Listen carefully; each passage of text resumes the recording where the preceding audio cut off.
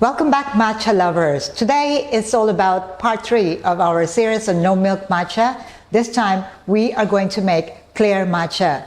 And for this, I'm going to show you 2 ways. One is making it hot, which is also quite popular, and the other is making it in ice version. Before we continue, click that subscribe button. The proportion that I use for this is 2.5 grams of matcha into 150 ml of water. This time, because I'm using more water, I am going to use a wider and also deeper bowl. And I'm going to use my ceremonial grade matcha. This time it can be a grade lower than the koicha and usucha. So I need to use a sift before I forget. Tear. And I'm going to use 2.5 grams, so 1, 2, and it is 2.1, 2.2, 2.5 grams of matcha. This is 2.6. Let me make sure I get it to 2.5, no more, no less. There you go. And we are going to sift. And the proportion that I'm going to use is 2.5 grams of my matcha into 150. But I'm going to start with 90 ml of 80 degrees Celsius water.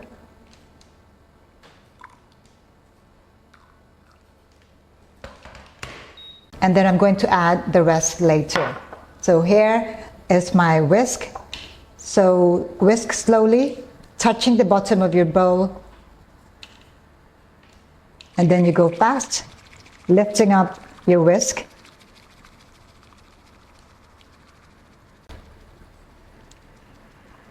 And finish it off with one circular motion, lifting it from the middle, and you get this foamy matcha, clear matcha.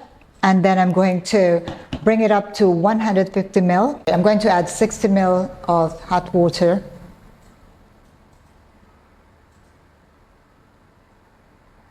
And bringing it up to 150 ml. And this is your clear matcha. Now this is typically served in a ceramic cup, which is better, more authentic. But I'd like to show you how beautiful the color is. So I'm going to pour it into a clear double wall cup.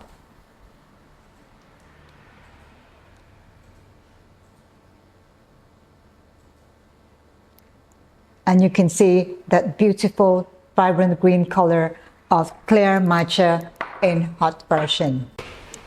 What I have here is more like a hot clear matcha, similar to your Americano, hot Americano. So just water and that matcha, and you can see that beautiful foamy top, which is achieved only by using very good quality matcha, also the right temperature of water, and of course, the right skill in whisking your matcha. That is so smooth. You don't feel any bitterness at all, and this is more friendly to those that are not used to having very strong matcha. So you can kind of like compare it with coffee. If you like espresso, then I suggest that you go usucha because that is pure.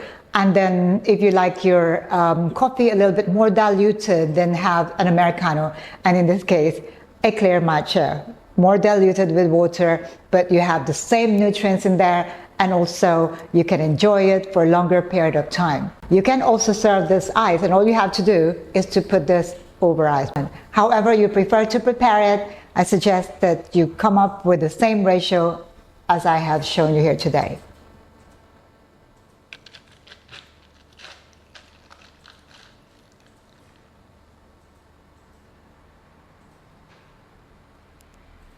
Ice clear matcha. Well, there you have it, a quick tutorial on koicha, usucha, clear matcha. Which one is me? I'll tell you in a bit. But first, let me try my ice clear matcha. Very smooth, very balanced umami. It's not overpowering umami here. It is fresh. It is really, really the taste of matcha coming out, which is the perfect matcha. And just for information, this is from Uji in Kyoto. Which one is me? Definitely Sometimes I will have kombucha, but only if it's over ice cream or over chilled milk. This is me. Every day I take a daily dose of matcha, just usucha, and whenever I feel like having a treat, I add some oat milk. That is also very delicious. Which one are you?